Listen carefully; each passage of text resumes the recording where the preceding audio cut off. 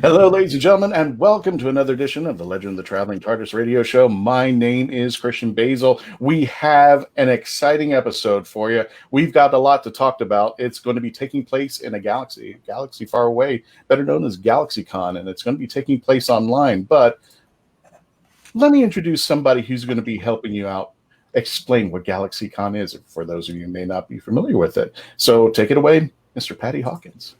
Welcome, friends and fans, to another edition of GalaxyCon Live, where we're bringing the convention experience directly to you. And today, oh no, that's the other story. Never mind. Hi, folks. I'm Patty Hawkins. Welcome to the Legend of the Traveling Tardis radio show, hosted by my friend Christian Basil and his merry crew of cohorts. I'm so glad to be here. So glad to be in the old stomping grounds. So glad to be able to talk about all things Doctor Who and everything related in the Whoniverse, as Christian used to say when we used to do shows live, and maybe he still does. I don't know. Christian, am I talking out my butt here or what?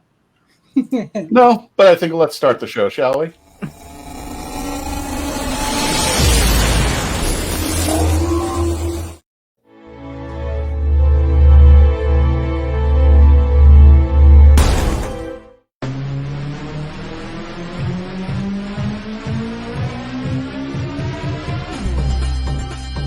My name is Christian Basil. Years ago, I had an idea. I got myself a TARDIS, took it to new places, met a lot of new people, took some great pictures, and talked Doctor Who. From Krypton Radio and the creators of the Hanging With web show, this is the Legend of the Traveling TARDIS. Join me on my latest adventures and become part of the legend.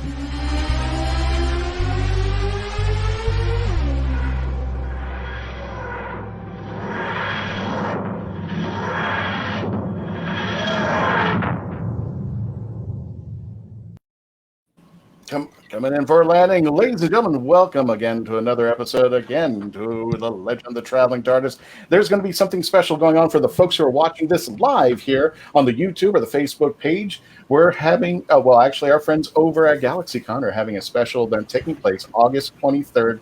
Well, you know what? Let me go ahead and introduce the team first right away there. You see a little preview of that. Over to my left, for those of you watching on the Facebook page, YouTube channel, there is Melanie Dean. How you doing there, Melanie? Doing quite well. Hope everyone's having a very good night or day or wherever this live cast finds you. And we have in the corner over there, we've got Miss Mackenzie Floyd, the Right of Wands. How you doing, Mackenzie? Doing great. How's it going over there? It's going well. And let me introduce Mr. Patty Hawkins. He did a little introduction for himself out there. But Patty, I just want to, first of all, for those of you who may not be familiar with Patty Hawkins, and if you haven't been at the convention circuit, you really don't. You really need to know Patty Hawkins there. No. Patty, yeah, absolutely. Patty, can you tell us a little bit about yourself there? I've kind of peripherally been attached to the greater geek universe, whatever facet it is, anime, comics, whatever. I ran comic shops in the 80s and 90s. I've always had one tether into the geek universe. And then a couple of years ago, I happened to get tapped to start hosting some events, Q&As at conventions, and kind of discovered that I had a little bit of insight to it because for my day job, I've been a professional actor at the attractions for over a decade. Mm-hmm. And I realized something, and I realized this too when I would see other Q&As, and why I wouldn't go to see Q&As, because they tended to be stuck with somebody who may have been a fan of whatever that person was famous for, or that character or whatever, but they really didn't quite know how to handle a crowd, or they wanted to glom them all to themselves. My thing is that I speak actor and I speak geek, so I found myself in the role of a cultural translator at times. Somebody in the audience would ask something very, very canonical question about their character, and I could take her and say, oh, well, it's interesting. In the comic books, your character actually wears a wig, and this is the way too. And saving them from having to say, I don't read that crap, I'm just an actor or whatever, which has always been one of my goals, to try to prevent anybody from having that sort of moment. And it hasn't happened on my watch, thank goodness, but I would read stuff like San Diego Comic-Con, an actress for a vampire movie just kind of kind of blasted at the geek audience for getting too much. I don't know. I don't really watch this stuff. She got frustrated, got up and left, and that way too. So it sort of got off from there. And I kind of pride myself on basically my short version is that I tell my guests this, like, look, I'm here to talk about you and the job, and I will let the fans and the audience out there ask questions about characters in canon. So I'm not going to ask you, so who would win a fight between your character and Wolverine? You know, it's like somebody in the audience will ask that. My whole thing is like, hey, how did you get on this job? Okay, what got you interested in acting? What about this? Hey, you made a interesting little TV movie. Before we get to the big thing you're famous for, can we talk a little bit about that? Because one thing I always want the audience to know, I want the audience to understand them as a person. Mm-hmm. And if I can get somebody to remember something else that they've done, maybe they'll go back down to the table. And if they bought an autograph, they'll get another autograph. Hey, you know, I remember that movie. That's my uncle's favorite movie. I'm going to go down there and get an autograph picture from that. So it all comes back to customer service and monetization. It really is just what it is. It's really all about doing that for my clients. It's all about, doing it. And it's all about getting the absolute best experience you possibly can. And most importantly, it's also being a friend to the audience. You know, right. It's like whatever energy I'm giving to the guest, I want to give to my audience. That's why past year and a half, I stopped sitting up there. I'll ask my opening questions, and then I'll ask her, if you want to light up the microphone down there, if you notice there's no microphones because I'm holding it in my hand, I go down there. I hold it myself. I'm like, hey, what's your name? It's this. I hate the image of the host like sing with us and like lording it over. You may ask your question now. You may ask your question now. It's like I'm not a gatekeeper. I don't want the audience to see that to me. I want the audience to see me as the go-between. And really the short version of it is that the metaphor I always use is that I'm a waiter. The audience is the diners, the guests on stage are the chefs, and whoever owns the convention owns the restaurant. It's my job to go around and make everybody happy. You know, and on a good day, I can pull that off. So, and if some of you know of our history between Patty and I, we've actually done panels before. We've done podcasts before. I mean, we've been all over the place. And I've got to, if you've ever seen me do panels, it's a testament to what Patty has taught me over time there. So a lot of what I've been, a lot of the knowledge that I've gotten is from Mr. Hawkins right here. So I really appreciate that. Folks, if you're just joining us, welcome again to the Legend of the Traveling TARDIS. And if you, I can't even talk this.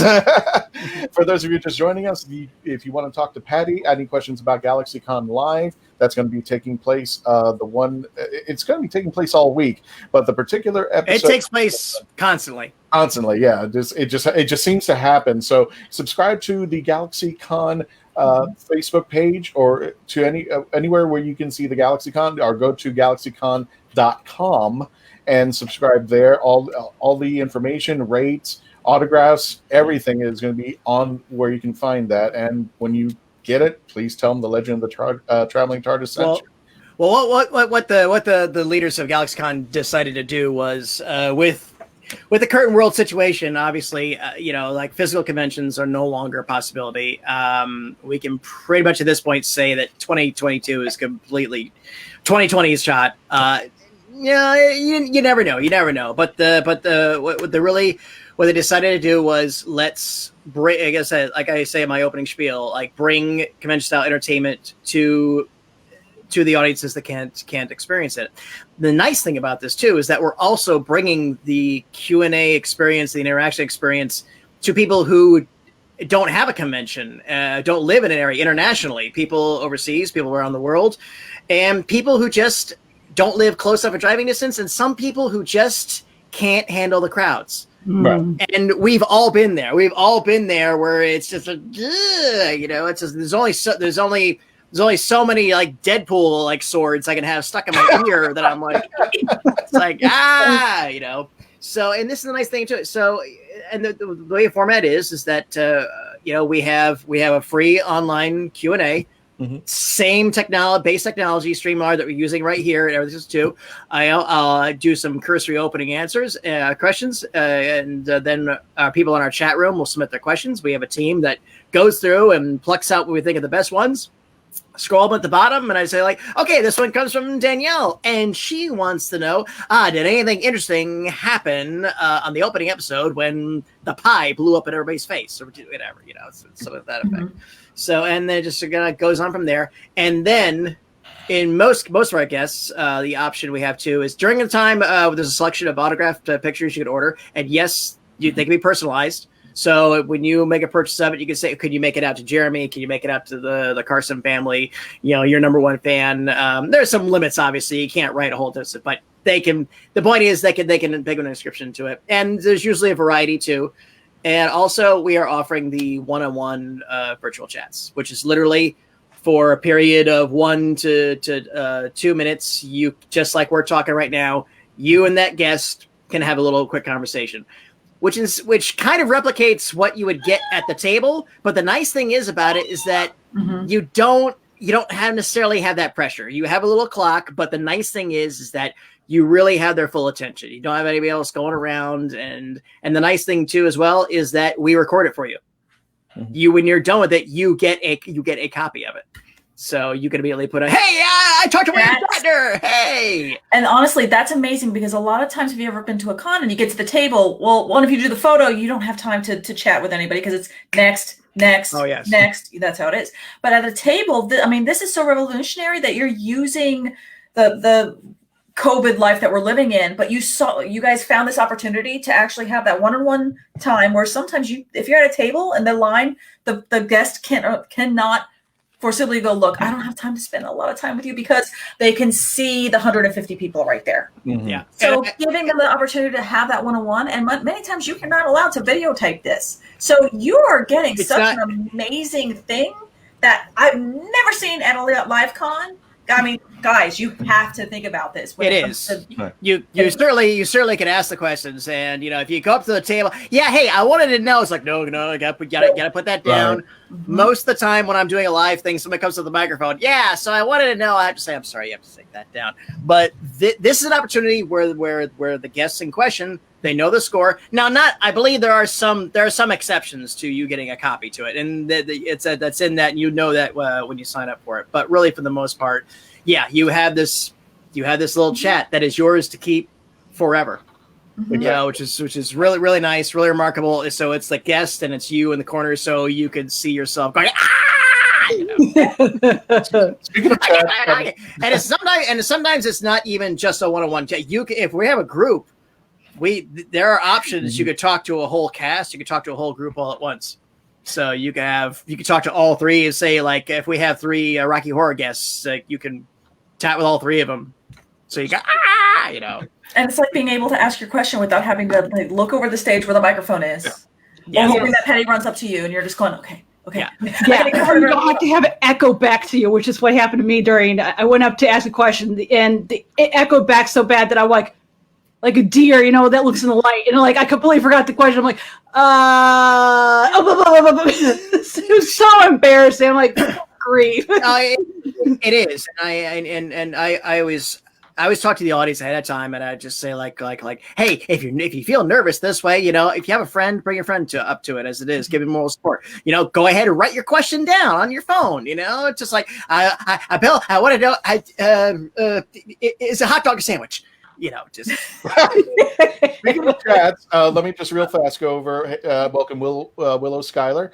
Graham Krause says hello to everybody. Kyle Nunes, our guru, our live chat guru out there, and of course Carl Witzman, who just expounds on what you were saying. Sounds like a good way to avoid the flu or whatever that everyone else seems to get. That con crud. Yeah, awful. It's not happening here. It's not happening at GalaxyCon. Speaking of GalaxyCon, we're going to go take a commercial break. When we return, we're going to be continuing our conversation of GalaxyCon Live 2020 with Mr. Patty Hawkins, the host of GalaxyCon Live. When we return, please continue to stay logged on, tune in, and continue to become part of the legend. Bateman. What's the Bateman? A novel set in Florida, written by Florida author D.L. Havlin. Suspense, mystery, and murder. Evidence is in the bait. The Bateman is available at local bookstores and online. Jackie Sonnenberg's My Soul to Keep is a ghost story rooted in the realities of actual cults. When 13-year-old Sky Monroe arrives at her new boarding school, all she can think about is death and connecting with the afterlife. Soon she discovers her school's spirituality group, the Guardians of Light, and they have a secret. They can speak with the dead, and the organization is a cult. But this isn't Sky's only problem. The campus house where Sky resides is haunted, and even the ghosts have an agenda. They intend on getting the souls they want. Filled with mystery and intrigue plucked straight from the headlines, author Jackie Sonnenberg's search and attention to detail give this ghost story an even more eerie atmosphere. Find My Soul to Keep on Amazon.com today.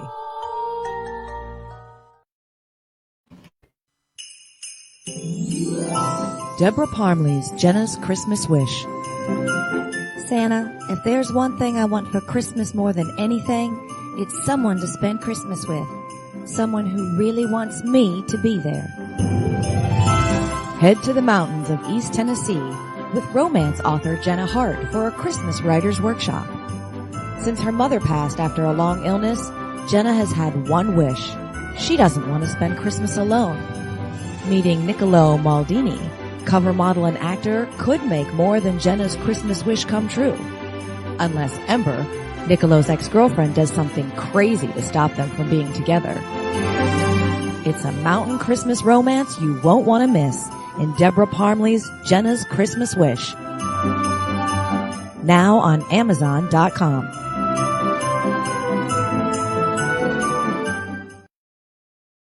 And for our friends who are watching this live on the Facebook or YouTube channel, hey, don't thank us. Thank our friends at Geek Insider at geekinsider.com.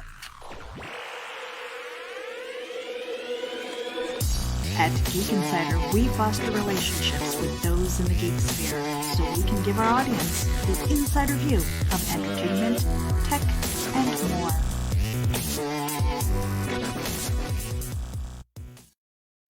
And we're back with the Legend of the Traveling Tardis radio show with our guest host, Patty Hawkins. That is still my favorite picture to this day of you and Yvette Vroussois from News 13 that I took on my TV. God. Do you remember that?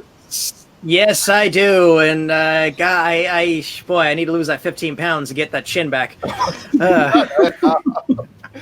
Yeah, you did a special. This was a cool thing because you did a special Star Wars special for a featured news program. I kind of like that. Tell them a little bit about that. What you did there.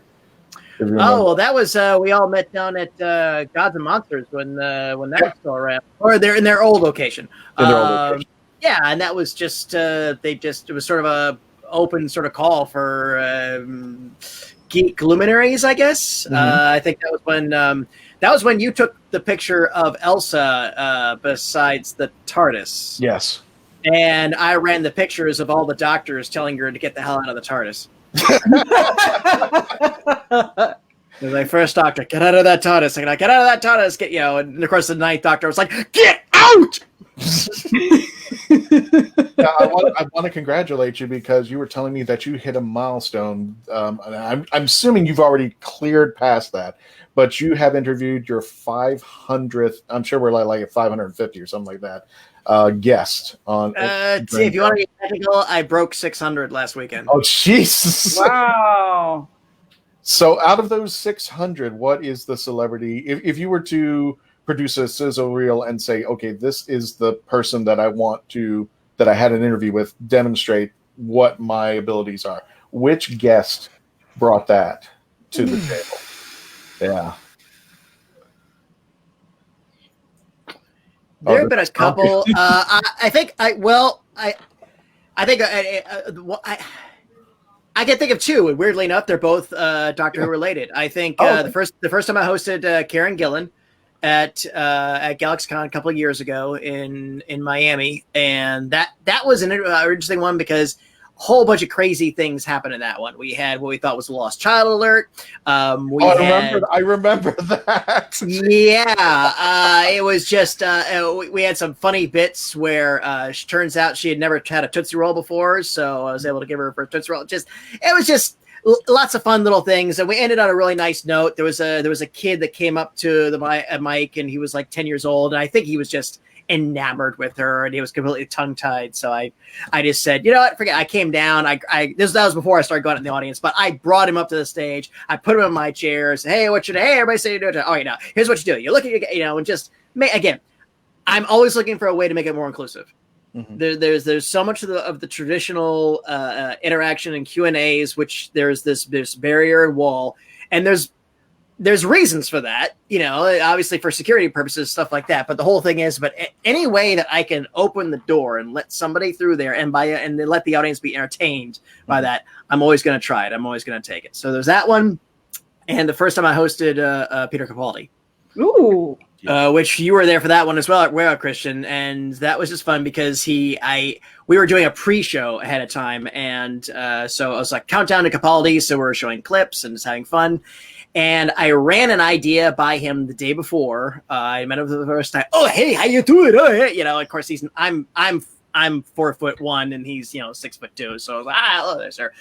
But I had an idea. I ran it by him, and he said, well, okay, I'll think about it. And then we're doing the thing, and then sure enough, while we're doing the crowd work, I got the message. Oh, he's here, and he was early, which is kind of neat. He said he'll do the thing. So I called up all the cosplayers. There's this Doctor Who character. Said thank you so much, all the doctors, and then I called up all the Capaldi cosplayers. To which Christian came up as well because he knew what was going on. I want to elaborate on that because I wasn't actually cosplaying. I came up with this idea a while back. I think Melanie, you remember it. Remember, it wasn't really cosplay. I just took a pair of 3D glasses, punched the holes out, and I took a Peter Capaldi mask and cut out the top portion of it and put him on the glasses. So I had it was the angry eyes from Hosa. And Patty was kind of, and I said, I'm not really cosplaying Capaldi. Can I go up stage? And he grabs me, takes me on stage. With I was saying like that. All the Capaldi cosplayers, come on up. And I was making a big deal about coming on up here. Meanwhile, the real Capaldi snuck up on stage. Oh, and the nice thing is, I had this wall of Capaldi cosplayers, and he was like, he kind of has head down, sunglasses on. I was like, okay, cool. I pulled him up a little bit to the front and the middle, and along the way, some of the guys were like, oh!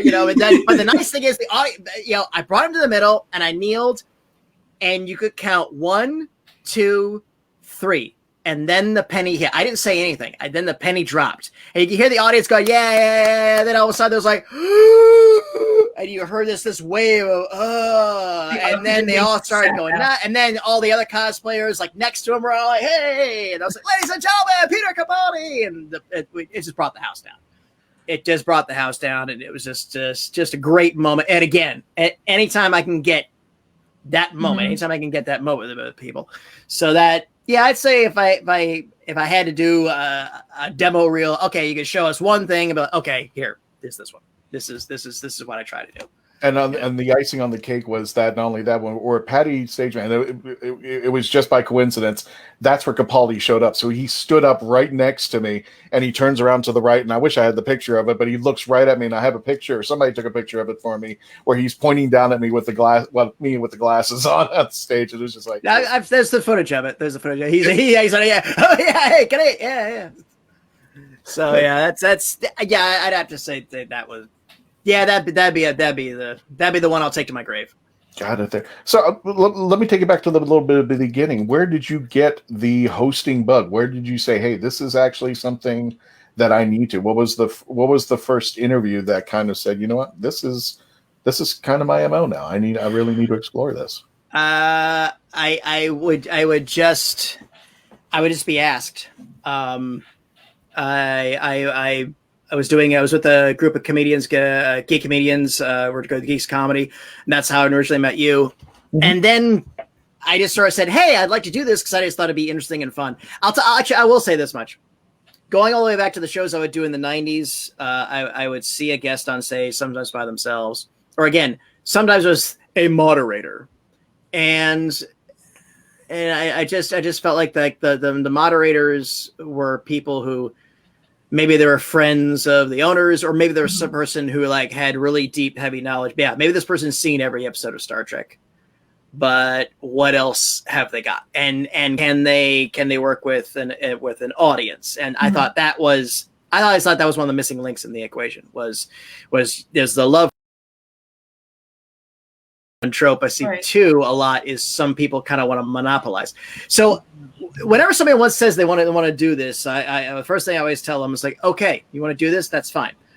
But understand something. Are you ready to go up on stage and walk off knowing that you are not going to be this person's new best friend? You know, they're not going to, oh, you were so awesome. Oh, come on out to LA and stay with me and let's be besties. There's a strange pot of gold end of the rainbow to doing this that people, I think, kind of say they want to, they beat on the door, or it can be self-serving. Sometimes I've seen some people, they do it. Hey, just let you know, my podcast or my thing or this is too. And my whole thing is this: it's we're a servant.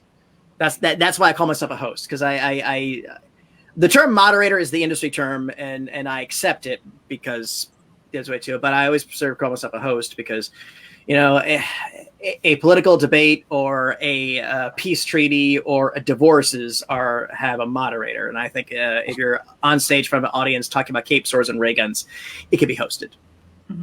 Yeah, it can be hosted. As I want to be your host.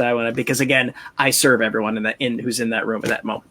So that's kind of how I feel about you. I will say though, I didn't realize at the time, but there was a show in Florida. I won't mention his name. I was just there I was there for Geeks Comedy, but I saw Lee Majors, $6 Million Man, brought up the stage, introduced, and then just kind of left alone. And he had like no support and seemed so kind of dejected. And I just was like, isn't somebody gonna help connect this? I mean, literally, it's just like, all right, the way this works is you ask questions and I try to answer. Oh no! Yeah, it's a horrible experience for him and for the audience. It's not representing a good venue in a show. Yeah, that was like I forget. About 3 years later, I got to host it myself. Yeah, I got to host it myself. I got to talk to him up front, and we had a wonderful experience. It was a great picture of me helping him take a selfie of the crowd. I'm like, okay, it works like this, and he was just an absolute gentleman. And I thanked him afterwards, and I said, hey, because again, it's all about, you know, learning the guest and stuff. Well, he has some hearing issues, so his whole thing is that sometimes he doesn't understand people, so you got to shorthand it to him, like blah blah blah. And we've all seen it too. People come up to the microphone, and some people are starstruck, and some people are gushing, and I will not deny anybody that way too. But there are also some people that they want to pontificate, and they want to I'm not just a fan, I am a superior fan, and some people go on and big preface, and then they'll come to their question, which is like, okay, fine. And then so a lot of times I'm just like, what do you say? He goes like, tell the Bigfoot story. Oh right, Andre the Giant, Bigfoot. And that's what it is. And then you'll get that, and you'll see that. And I'll always give people, I'll give you a few extra seconds if they got to get out of their system. But there's sometimes though where I'm just like, I'm sorry, did you have a question? You know, because they just, you know, the way it's called the skull of Yorick and be all, and of course in science fiction, many things. I'm just like, you know, because, and now I when I have a physical line, I always tell everybody, first I appeal to their higher nature, which is like, okay, look, pay it forward by being kind to those behind. If you come up, say your name and just get in your question as quickly as possible, we can possibly get 3 or 4 people else in line. And then I say, and now I'll appeal to your greed. The less you talk to the guest, the more they're going to talk back to you. Sometimes it's like, oh, so that's just what it is. Just and again, I'm not gonna cut somebody off or what. Although I had to do that once, but that was just someone and that's just the rule of thumb, whatever. But the whole thing is just trying. It's like a lifeguard, you know. If you're gonna splash around, okay, fine, whatever. Say Marco Polo, that's okay, fine. But no running in the pool, you know. Well, here's a couple of things that I learned from you. That was a testament. First of all, a lot of people, when we go into panels, the tech will go, okay, you guys are going to be on stage, and I'm like, no, we're not. So when we're talking on stage, not in the theatrical, it's like you see the panels and you see the chairs and the table up in the top row. And I always say, no, we're not going up there. You can bring the microphones down, or we'll take the microphones down. You can you're not going to go up there? Not at all. No, we're just going to store our stuff up there. But that was something that the impression was you're not bigger than the audience that you're entertaining. They're going to be on the same level you are, and you want to make them on the same level. And another thing that came up was that I had to host a Star Wars panel. I'm not too big on Star Wars. I think I can get through it. But the funny part is the panelists right beside me, they knew Star Wars inside and out. One of them is a very, very known Star Wars group. And I'm not going to call them out or anything because I don't want to, but I thought it was just, I was on the panel. I was hosting. I hadn't even seen The Force Awakens yet, and I knew that was the topic in everybody's mind. I was just literally thrown into the panel and said, "You're going to host this," and fine.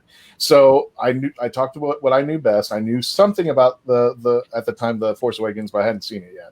And I hosted the panel. And after everything was said and done, I turned to the panelists and I said, "Listen, I don't know if you got everything that you wanted to say out there, but I was doing a lot of interaction. I would say 90 to 95% of it was audience interaction." Yeah. And like 5 to 10% of it was me doing anything. And as soon as we were leaving, I went to apologize to the panelists and say, sorry guys, I was kind of just thrown in here. Just being told I hadn't even seen The Force Awakens.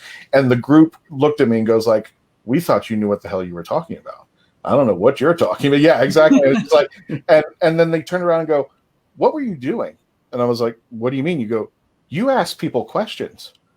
I said, "Yeah, isn't that what you do in a panel?" Go, "Not us. We don't do that in a panel." I'm like, "What?" I'm like, "Aren't you supposed to get?" They just flat out said, "No, we normally sit up here. People ask us questions." And I'm like, "That goes on for 45 minutes. I would drive me insane." I'm just like, whatever. It works for people, It works for people, and honestly, let them. Yeah, it's just like let people do whatever they're comfortable at, whatever, exactly. Because that can be a smoke if they're not ready for that, and they'll try to imitate the style too quickly. And I won't mention names, but we did work with somebody at those shows that tried to do that, and it didn't work out. They had the energy, but the timing and the placement was a little incorrect, Right. And again, too, but this goes back to kind of conventioneering and people who want to talk and want to do panels of conventioneering, which is when I've done programming, I've been in a programming side of GalaxyCon a couple times and helped out with that. Is the one big thing is that I question on is like, okay, fine. If I have, if somebody wants to do a panel, the old chestnut, hey, introduction to cosplay or cosplay 101, that's fine. But you got to convince me that you're at least a level 8 or 9 in cosplay to do this way too. You can't, you can't have level 3s teaching level 1s. Right. Gotta be at least a black belt to teach. It can't be, I'm a purple belt, exactly. I'm going to teach you white belts. So it's this way. It shouldn't work like that.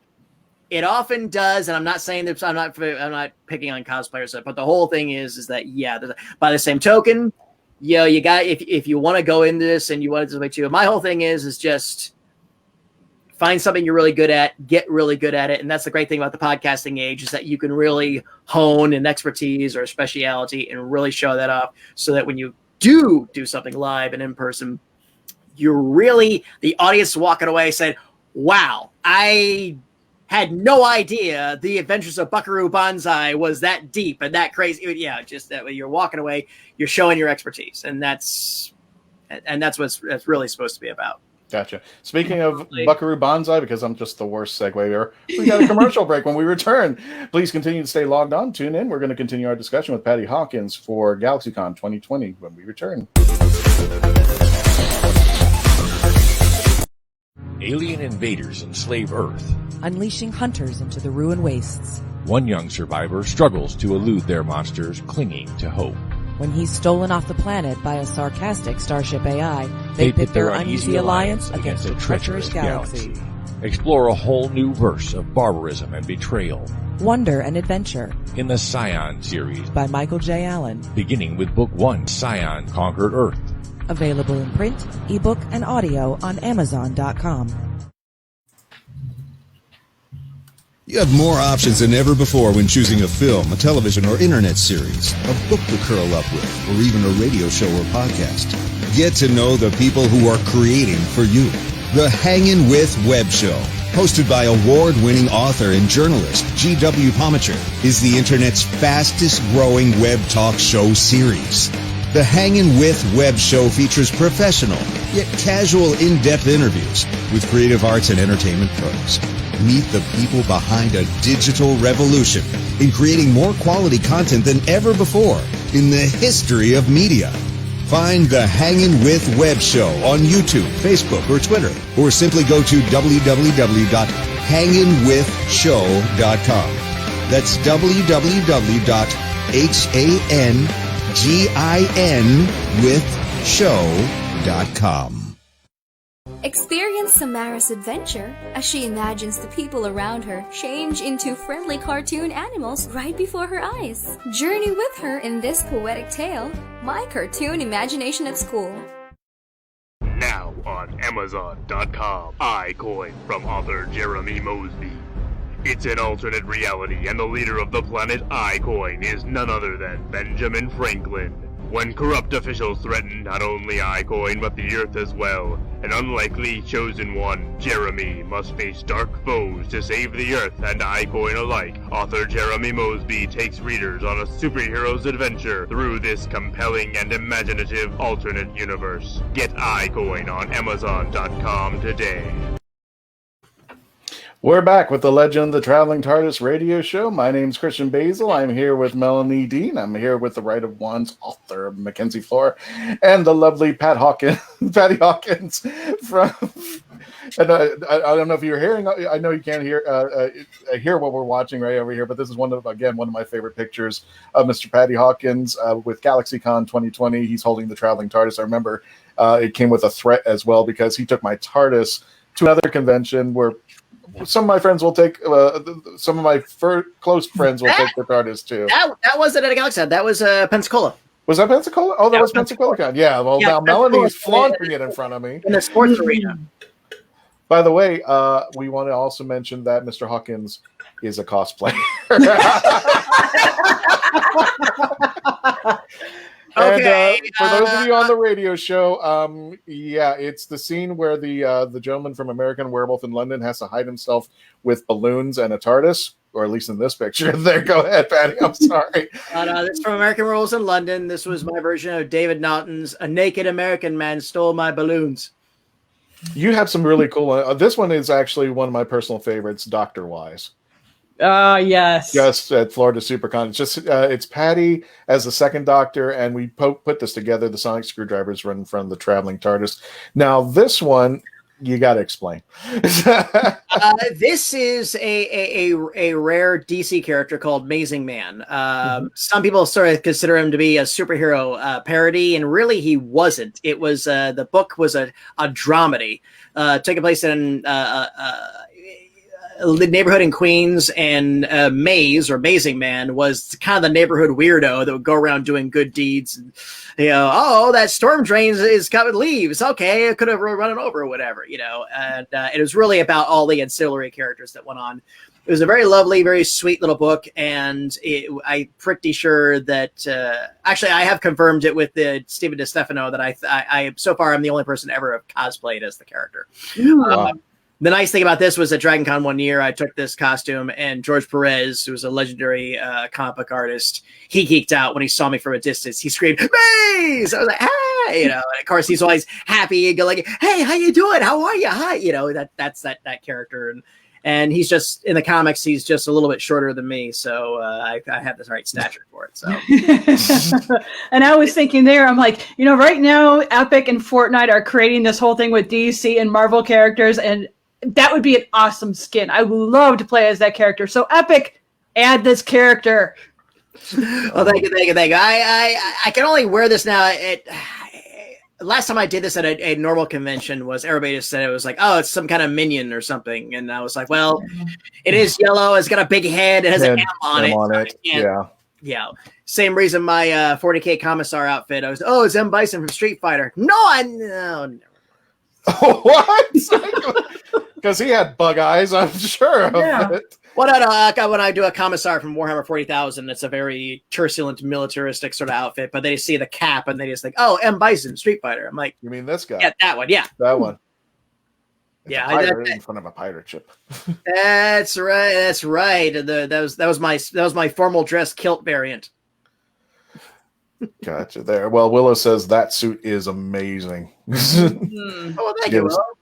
Go. Yeah, I don't get to cosplay as often as I like to, because when I'm at a show, I'm running around stages and doing all that sort of thing. So I don't, So weirdly enough, it's the shows I'm not working. It's like, well, I can go as a quote civilian and I can dress up and run around, do whatever. But I love it when you cosplay, because you come up with some of the I don't want to use this term in derogatory, but you come up with some more of the eclectic, or ones that I would like. I have to ask you what that is. Oh, I'm ridiculous deep cut cosplayer Arcane. I think that's what I came up with that, and that one I was quite proud of. A lot of people think I'm Constantine, but when they see the sword and they're like, "Oh, Highlander, right? Okay." That could be one. Now I've got to ask. What I just want to ask you, what is it about cosplay that you love? What makes it so that you come up with the most obscure things? I mean, what's your passion for that? Because I've got one other picture, and it's going to lead into another question there. Well, two things. I got into it very, very, very late. I think we could say maybe about 7 to 8 years ago. That's when cosplay really got into its next level of evolution, when it really began to just get beyond it. It's always been there. It's always been costumering. I've always liked to look at it, but when it looked like that the sluice gates were open and people were really making some bold choices and stuff, I just said, and honestly too, when I thought I was going to go into this as some kind of a career, I thought, you know what, I need to do it. If I'm going to talk about, I'm going to host cosplayers and talk to them on stage, I need to do that experience. So right. What can I do? And I just thought, you know what, I was just enamored with the idea of what have I not seen that I would love to? What's something that if I saw somebody else wearing, I would totally geek out on? And I've always had this theory too about if you do eclectic, strange stuff, you're not going to get, oh, hey, cool Deadpool, cool Harley, or cool Batman, or whatever. And I'm not dismissing those at all. I'm saying but I always say, if you get the deeper the cut, the less people are gonna interact with you. But the ones that do, the energy that they have, such an obscure choice and such a, oh wow, I get that, is gonna more than make up for the energy you would get. Absolutely. It's like instead of getting a small piece of the pie, somebody sees you an obscure one, they're gonna throw the whole pie in your face. I love it. Boom. Absolutely. Well, my husband did El Santo, which is a noted Mexican wrestler that you saw in the 70s and 80s. But he did it with not just you saw people walking around with just a suit and putting a mask on. He put the El Santo mask on, and then he had the 70s turtleneck with the 70s sweater and everything 70s. And people just walked around the con. The one person who got him was Guillermo del Toro, who shouted El Santo and started screaming in Spanish. And unfortunately, me and my husband can't speak it, so we couldn't understand what he was saying. But that has always been that highlight of the one person that got it, worth it. Yeah, exactly. Yeah. El Santo, or as he was known by his films in the United States, Samson. No. Samson versus the Vampire Women, Samson versus a few other ones. He drive around in a big El Dorado Cadillac thing. And, El Rey Network is playing a ton of just the old El Santo ones. The funny thing with the El Santo movies is that they start out as traditional horror movies. And there's a monster, there's a vampire stalking, and then right about 20 minutes into it, all of a sudden Santo pulls out, and this mass luchador comes out and starts beating the crap out of both of those. And you're like, what the hell am I watching? So we watched it was based as a Western, and it made literally no sense, but it was absolutely glorious. Yeah, but no, I know he is Luchador Prime, so absolutely, and it absolutely makes sense that he would have gone nuts over it. So, all right, Christian, what embarrassing picture are you gonna roll? Yeah. Well, not yet. I just want to say hi to Maya Jones 24 from our Twitch feed. Skylar just wanted to add.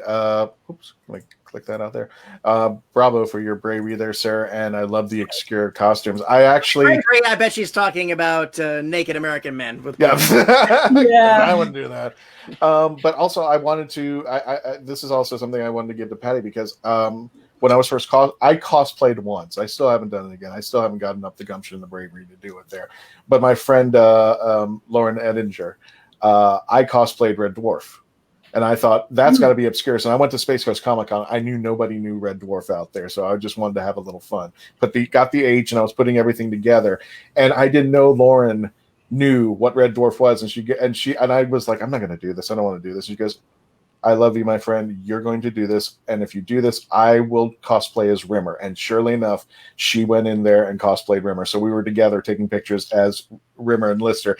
And not only that, but it was at the time of the Avengers when they turned into dust at the end. So she has one bag of the Avengers. She has another bag of the crew of the Red Dwarf after the post-radiation. And she was sitting there eating both bags at the same time. It was just awesome. But yeah, when you get to the obscure things, especially when I was walking around I didn't think anybody knew it, but I put it in my pocket. I started playing the Red Dwarf theme as I was walking around, and people were saying, "Oi, Smeghead." I was just like, that insulting thing, but I'm just like, you know what? I love it that I'm being called Smeghead. I don't care because now you know what this is all about. But we're going to go again to another commercial break, but I want to show you this picture because I want to ask you more about your street cred as far as your geek cred. And The Prisoner. Ooh. I love that picture, and we're going to be talking more about that, but we got to get this commercial breaks, and when we return, we're going to continue our discussion with Patty Hawkins for GalaxyCon.com 2020 live. When we return, please continue to stay logged on, stay tuned in, and continue to become part of the legend.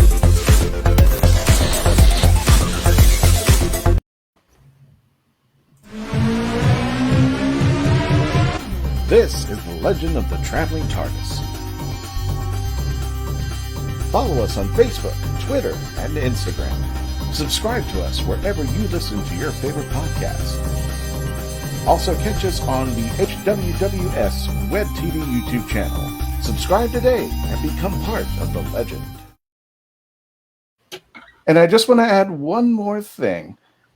These new these new ads are from new folks that are just joining us and sponsoring The Legend of the Traveling TARDIS. Famous Faces and Funnies in Melbourne, Florida is leading the way in pop culture fun. From comic books and graphic novels to Funko Pops and collector's items, Famous Faces and Funnies has it all. Rick Shea and the professional team at Famous Faces and Funnies are friendly and knowledgeable. Whether you're looking for toys, props, collector treasures, or a new comic book, Famous Faces and Funnies is your one-stop shop. To find Famous Faces and Funnies on Facebook and Twitter, just type at FFF Comics. Meet the Doctor. I'm the Doctor. But not the one you were expecting. All right, sexy. It's time to go home. Doctor Who Velocity. Streaming now.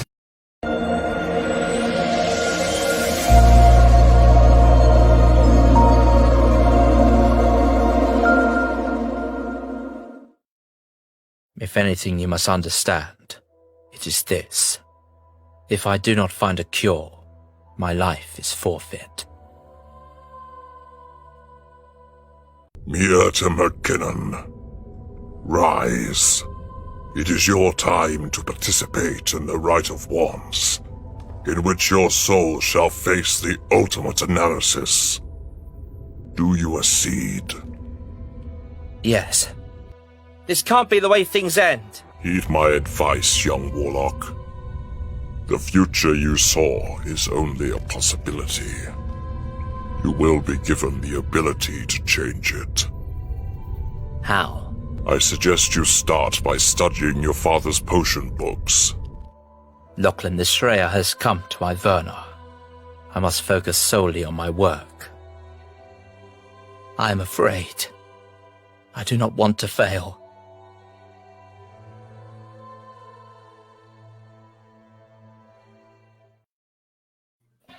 And you can find a copy of The Rite of Wands by me, Mackenzie Floor, at your favorite retail location. That's it. No website. No. Well, it's at the beginning. It says Mackenzie Floor, in the logo. No, for our folks on the audio, give them the website and all that. Well, you can get it also at therightofwands.com. And if you decide you want to get the audio, it's done by Chris Walker Thompson from Big Finish Productions. Gotcha. Well, welcome back. For those of you just joining us, we're at the final segment here at the Legend of the Traveling TARDIS. My name is Christian Basil. I'm with the lovely Melanie Dean. I'm with the lovely Mackenzie Floor. I'm with the lovely Patty Hawkins, who hosts GalaxyCon.com 2020. And I'm not the only host of GalaxyCon.com. You're my favorite. I'll just say that. I have to absolutely give props to Kid Cadet, our friend Heather. She's a wonderful one in her own rights, and she covers our wrestling guests and some of our music guests and stuff like that, and sometimes some anime and stuff like that. So she's part of the team, and we are going to be expanding out because this style of programming that we're doing is not slowing up. This is like I said, to make it clear to everybody, GalaxyCon is not just this is our show for 2020. GalaxyCon is now an ongoing service, and we've got stuff planned out for the rest of the year. Okay. Stuff I can't, and there's stuff on the books that I would love to tell you about, especially there's some good Doctor Who stuff coming up. Okay, that's all. Which means you guys should be following GalaxyCon on their Facebook feeds, any other type of social media, so that way you can see firsthand or hear it when it first is put out there. Absolutely. Well, we'll do some more plugs at the end. But Christian, you wanted me to talk about number 3? Well, give me 1 second because I want to make this little plug over here because. Gang, do you remember a long time ago, well, probably at the beginning of this year, remember, Melanie, when I was saying that I would be happy if we would cross 35,000 subscribers, and we were at 32,000. We're marching there for a while also. Yeah, we were. So, Patty, at the beginning of this, before the pandemic, I was saying, you know what, we'd be happy if by the end of this year, we would cross into 35,000. That would be a great territory. Well, guess what? Oh, 37! So if about 80 of you could or 90 of you could just like the site, we will have crossed our new goal. Yeah, we are. The team over at Geek Insider, I think they're placing bets now whether we're going to cross the big 4-0 by the end of this year. They think that's the goal. But we never thought we would come up to this number, let alone, just smash that number. But the whole reason why I'm bringing that up is, folks, you've seen all these ads, the commercials, the Right of Wands. If you want to advertise with us, whether you've got a convention, whether you've got music, or you've got author, paintings, anything of that nature, there's an email address that you write to us. We've got special packages, and we're approaching 37,000 subscribers. So if you want attention to whatever your product is, we'll believe in your product. If you believe in us, email us at sage@hangingwithshow.com or myself, Christian @hangingwith, that's HANGIN with show.com, because even though you're watching this for free, we can't put this out for free, especially all the things that we have for social media, so you can find us anywhere and watch all these special shows with Annette Badland, Yi-Ji Cho, Terry Malloy, the list goes, Nick Briggs. He's actually coming back. Yeah. So, we're all excited about that, so we're just waiting for him. And Patty, I'm just going to throw this in there before we get to 3. Christopher Eccleston, the 9th Doctor in Big Finish. Tell me, what do you think? And I know you've been pushing this. That's why you were pushing it on stage. I got to give that to you. Here's what I did. I sat with him last November for the first time, and that was unexpected because I wasn't on the books to do that show. I was stuck doing something else, then it fell through. So it just happened to be a weird.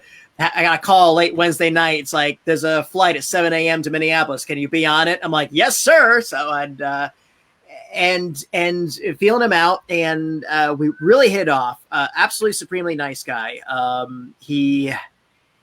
He's come to terms with it. But one thing I definitely did with the audience, though, I was just like, hey, everybody, let's talk to him about how he got on Doctor Who. We could talk to him his time on Doctor Who. We didn't need to talk about why he left. I prefaced that. I told the audience that way too. It's like, you can find, he's already said that. You can find those answers. You can Google those answers. You can find it. It's all good. Go ahead from there.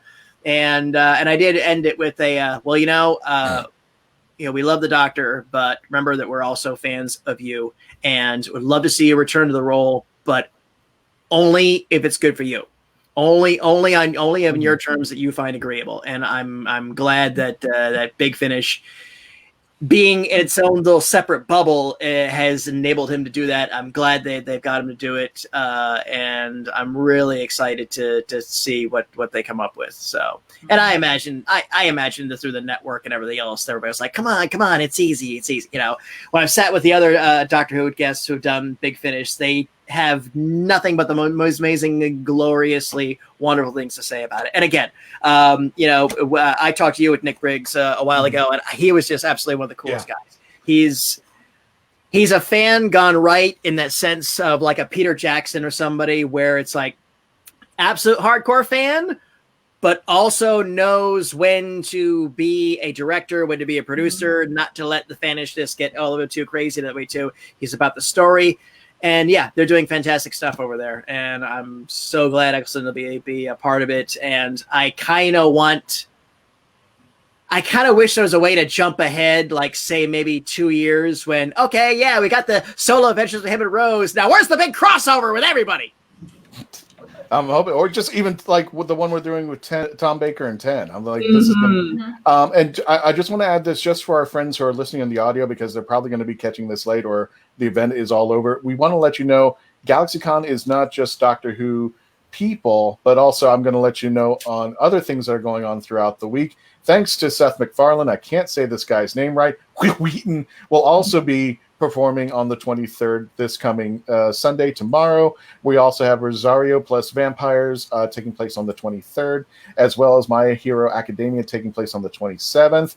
Also Friday, August 28th, meet the cast of Altered Carbon, which if you're probably a Torchwood Miracle Day fan, there was the lovely young lady, I'm going to get her name wrong, Ditchin Lockman, who appeared in Torchwood Miracle Day. If you are watching, you can see her picture right there in the center or on the bottom left-hand, right-hand corner of your screen there. And also wrapping up, which I'm probably going to be watching as well, hey, the Fonz, Henry Winkler and William Shatner, Saturday, August 29th, just in case you missed the show with the lovely ladies, Rose, Billie Piper, Jenna Coleman, and the lovely Catherine Tate, but I hope you don't miss it out there. But Christian, there's one more coming up that got announced today. Yeah, you can release that, right? You can tell us about this. No, it's all that. Yeah, ladies and gentlemen, on September 12th, GalaxyConLIVE will be hosting a live Q&A with the man himself, John Barrowman. That's going to be awesome there. Now, we got a few minutes left, but yeah, I do want to discuss a little bit of your Geek Cred 3, The Prisoner, and a little bit of your Geekdom. Well, okay. I know this is a Doctor Who podcast, and you know I hold Doctor Who in my heart. But to me, my geekisms is like a pyramid. So it's not like a level of 1 through 10. It's like there's something at the top, and there's 2 more underneath that, then 4, then 8, whatever. So I will say The Prisoner is my apex. With Doctor Who and Star Trek being in the second ones, and then don't ask me to go to the other ones because then it gets even obscure by your status. But. It was just people have done Prisoner cosplays before. I've got the jacket, and I just thought, again, what's something goes on, and if I ever got a chance to write or do anything with the Prisoner property, I thought we never saw number 3. Number 2 ran the village. We never saw number 3. So if number 3 existed, what does number 3 do? And I thought number 3, if number 2 keeps the inhabitants of the village in the village and keeps them from leaving, number 3's job is to keep the outside world from discovering the village. Mm-hmm. So he's basically in charge of external security, assuming you want to have an interpretation that the village is run by an organization of some kind and not the insanity that was the final episode, which is a debate and a discussion and probably a fist fight left for another day.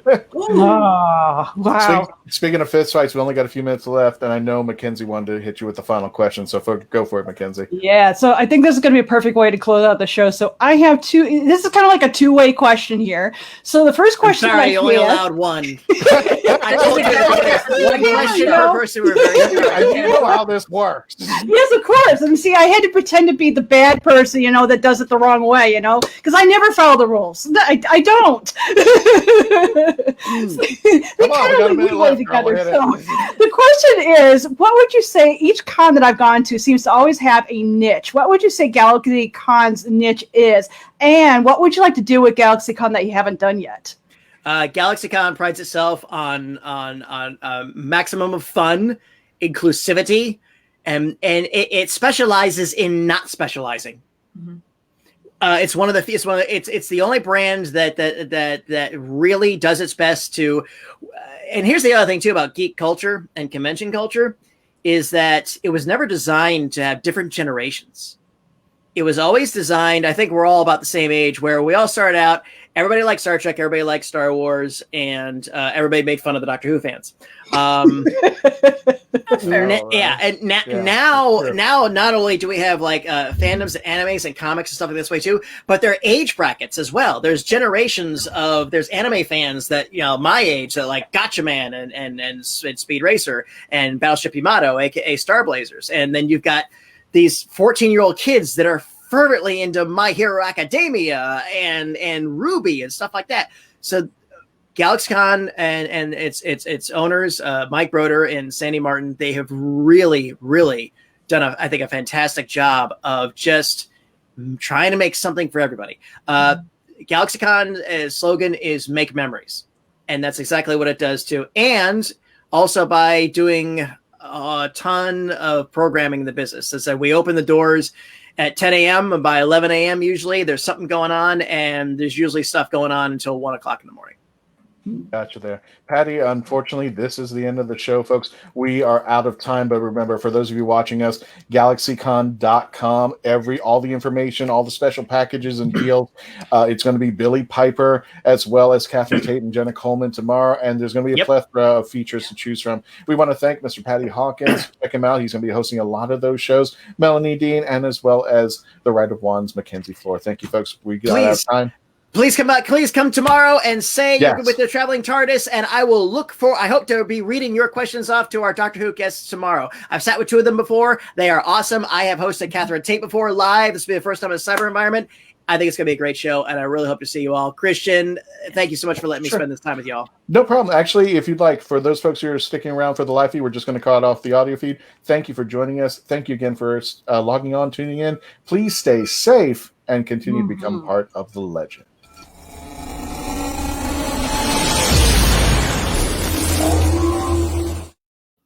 And now we're at the after party broadcast, folks. This is the end of the audio, but we're still recording, and I just want to get through. Patty, you stay as long as you want. We normally run this episode for the half hour, but we did have a few comments that came in. We want to hit those. Carl Witzman, that final episode of The Prisoner. Carl, Fight. Sorry. I'm with you. I don't ug it. I'm just sort of like, okay, McGowan was like, I got 72 hours to write a script for the final episode of this thing. So he locked himself in his trailer and it came out with this. And he said he more or less implied that he didn't want it to be easy answers. He didn't want, here's number one and rip off the mask and it's a Blofeld guy. Like, I am number one. And, he wanted to blow everybody's mind. And he did, I guess, is a good way and a bad way and a I don't know what's going on way. I don't hate it. It's not the ending that I wanted, but I can live with it. And I would almost rather that he swung for the fences and did something esoteric than have done I'm number one, blah, blah, blah, blah, blah. But if it's any consolation, remember this. McGowan had to leave the United Kingdom because people were out to lynch him. Literally, he moved to the United States and hid in New Mexico for like 3 years, waiting for the prisoner thing. And remember, this is long before Twitter mobs and anything else. So this was like, yeah. Also, he made a crap ton of money off the show too, so he didn't have to work. So just in case, I'm going to put in GalaxyCon.com. I'm going to put in, here are the prices for the live stream. I'm going to go ahead and put that into the chat as well there. Patty, what's the most fun? Oh, wait a minute. Here we go. That's a pretty big reaction. And we want to for a living, Carl. Sorry. And we want to say hello to Alita Miller Steinhauer, who just added that last name, I think last year or the year before that. Her and Talon, congratulations there, guys. So welcome aboard. And I'm going to put in the link. My day job. You know where it is. If you want to purchase tickets there. Patty, so I guess I'm on there because I'm not a big fan of The Prisoner, but Big Finish came out with the audio. So, well, how does the audios fit into the world of the prisoner now? It's interesting, and you'll probably talk to Nick Briggs before I will, and this might not even be a question to ask him on the air, but I have a theory. I think you can get the rights to do a prisoner audio adventures, and I think you can get the rights to do comics. I think you can't get the rights to Patrick McGoohan.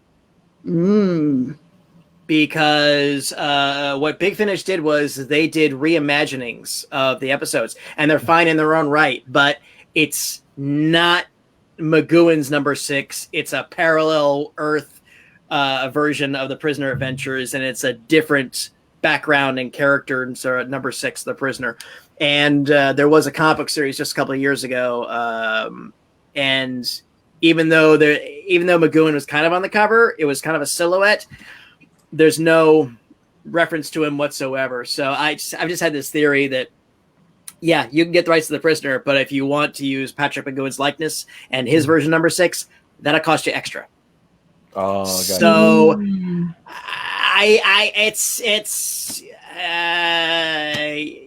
you get the cake, but I don't think you can eat it. That's kind of my frustration on it. That makes sense. I think that makes sense. Yeah. But in all I was too. I mean, I was able just recently. They published Jack Kirby's unpublished Prisoner number 1 in a collection format. I got that, and I was like, yay! So I don't think I've asked you ever, or maybe I have, but it's been such a long time. I'm straight. Well, thanks everybody. Have a good night there. That was it. And Christian's done. And Christian's done there. Carl Blitzman, sounds like an American remake. Ooh. Oh well, I don't even talk about that. I watched the first episode of that American remake, and going into it too. And this is a prime example of what not to say when you're promoting something. The producer of that AMC remake even said, "Well, the original episode was a bit old hat." I'm like, you're not getting me to watch this, pal. And the big mystery was so freaking obvious to begin with that they were all plugged into a Matrix environment. It was like I watched the first episode and I'm like, I'm good. Thank you. Enjoy. Yeah. That's it. And yeah, maybe someday they'll remake it again. And maybe that time they'll get it right. There you go. Okay. My question is favorite Doctor. Ooh. I think we've had so many panels, so many stories. I know you love Capaldi. You've cosplayed 2. I think you've cosplayed 3 before, haven't you? No, I am too short for 3. I would never do that justice. I could never do 3. Gotcha. Okay, favorite Doctor. Got it. I will put it like this. Okay. Because the doctors or me are all you pick them for situations. Mm-hmm. If I was just hanging out at an outdoor jazz festival, I'd want to be with Sylvester McCoy. Okay. Yeah, I want to be chilling with him and stuff like that. If I was at a cricket game and I would never ever be at a cricket game, well then obviously I'd want to be with 5 or whatever to explain the game, because I've tried to understand cricket like several times and it's still baffling, and I'm convinced that it's incomprehensible to Americans. But if I'm being chased by a giant papier-mâché bug-eyed monster... That's where I'm going with that. That's the question I'm going. If I'm being chased by a monster and I'm come across a big blue British phone box and I bang on the door and I'm like, please help me, that thing is going to eat me, and the door opens, then I want 3 to be there. Okay. Because I believe 3 to be... To me, he's the all-purpose doctor. I think all the doctors have their specialities, but I do think that Pertwee, I think he was the encapsulated doctor. I think he was that British idea of the Victorian garments that he had, but he had a little bit of that pop Quentin Crisp sort of like look to him too. He had that wonderful head of lesbian hair. The B. Arthur haircut. Yeah, and he was a tall, broad, and he was a handsome man, but he was also sort of a goofy, and he could be funny too. Which is so funny too, because again, and that also makes the dichotomy between 2 and 3 so rich, and why the 3 Doctors is still, I think, the best multi-Doctor crossover is just seeing them pair off against each other so wonderfully. And I just think he was, and I will say this much too. I have never, ever bought into this meme trope about, oh, he's the James Bond Doctor. It's like, shut the frickin'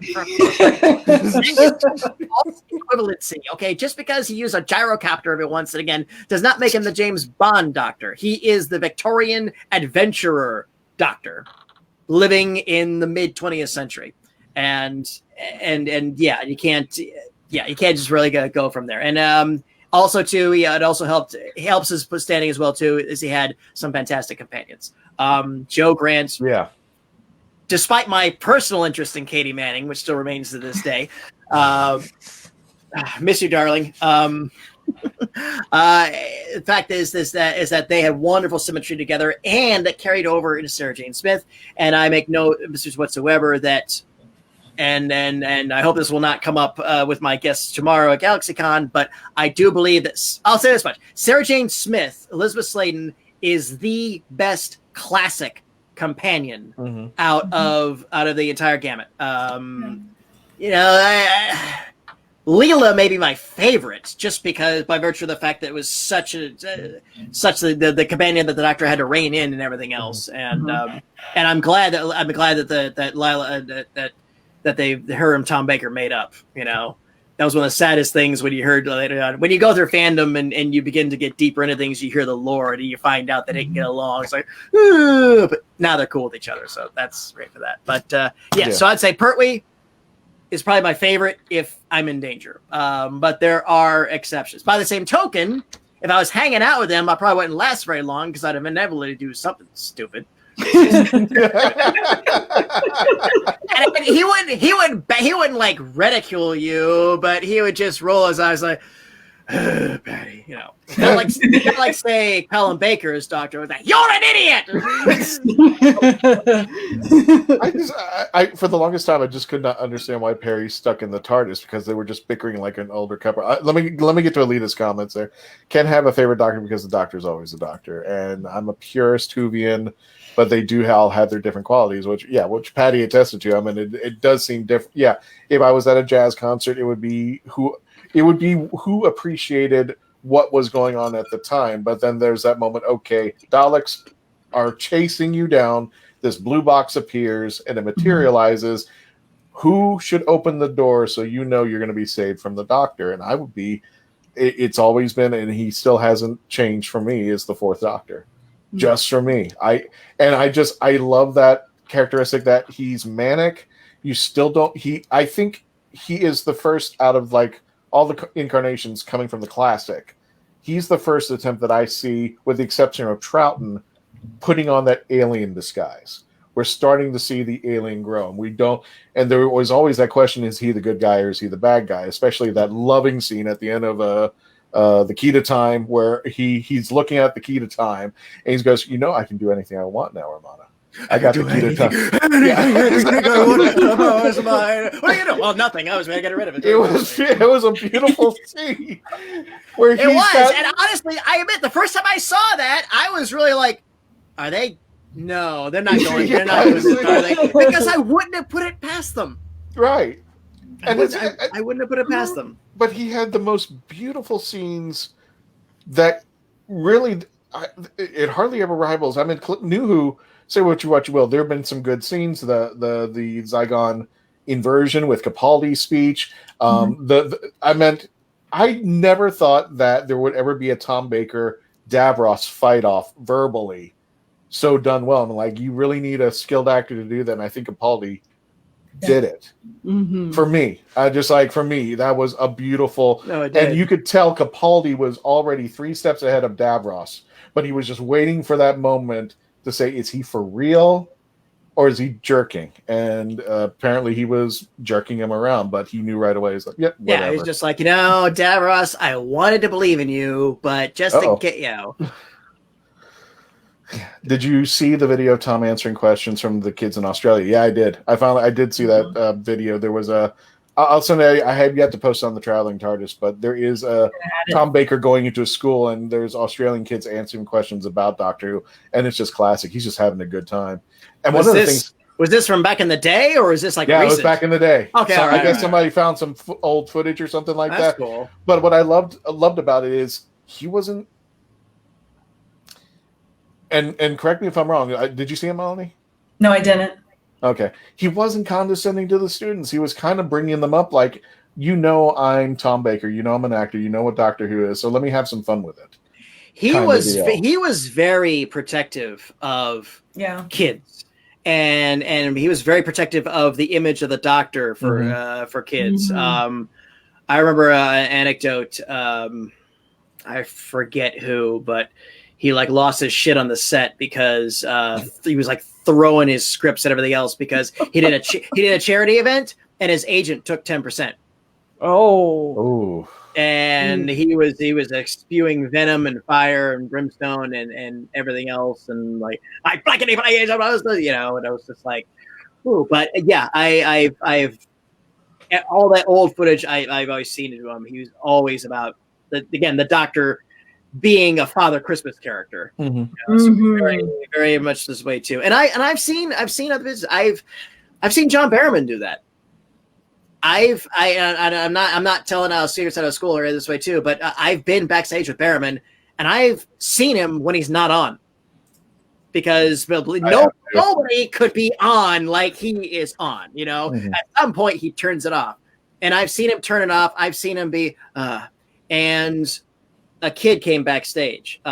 He was a kid of one of the techs, and he was a little bit on the spectrum. So he just didn't know. He started wandering back. He was like, "Hello," and Barrowman was like, "Hey, hi, how you doing?" And he just jumped in the character for this kid. Wow. And gave him a minute, and also was two. And the kid was like, "Oh, okay, well, sorry about this way. No problem. Have a good day. Have a good day." It's like, boom, but it just jumped right on like the pro that he is, Then he asked me if he could see the TARDIS dress under his trench coat. Well, I remember Tom doing an interview, and he said, as long as kids are around, because he was a smoker and he was a drinker, he would not do it in front of the kids. Not one second. He wouldn't do it on the TV. He would not do it in front of the kids. And he even said that he said, I'm doing this for the kids. You will not see me do any of this in public if there's a kid around. So it was nice that he not only took the character into, on the TV sets, but he also took it in public, which is great. I kind of like that there. Willow Schuyler, I would love to have seen more with John Hurt as the War Doctor, and Alita. Yeah, I would have loved to have seen John out there too. I would have liked to have seen the War Doctor be the War Doctor. Mm-hmm. Yes. I mean, we got to see a little bit of that version in Big Finish, but it was like, oh, you still wanted so much more. It's funny because I know Christian and I had this conversation a couple of years ago, and the anniversary show is like 51. It's a 51% to 49%. And it depends on which day I watch it. It's and I can't tell if it's like, is it 51% awesome and 49% total suckage, or is it the other way around? Because there is so much in it that I love, and there's so much in it that just made me want to punch the screen. But the War Doctor was this big lead up thing. He was the one that betrayed the promise. He was this is it. This was the Time War. This is what it was. Is what I did in the name of peace and sanity. And I thought, okay, first of all, I always said they should have cast an American as the War Doctor. Casted who? I'm sorry. Cast an American. Okay. I've always said that, just as the War Doctor and internet and how the world looked at us. I got you. Okay. That would have been a slide thing that way too. And then that way we could have said, okay, we've had an American Doctor, so you can shut up now. Fun fact. I was going to say, fun fact, Robin Williams almost did play the Doctor for the War Doctor. He was originally asked before John Hurt was asked. Really? Yeah.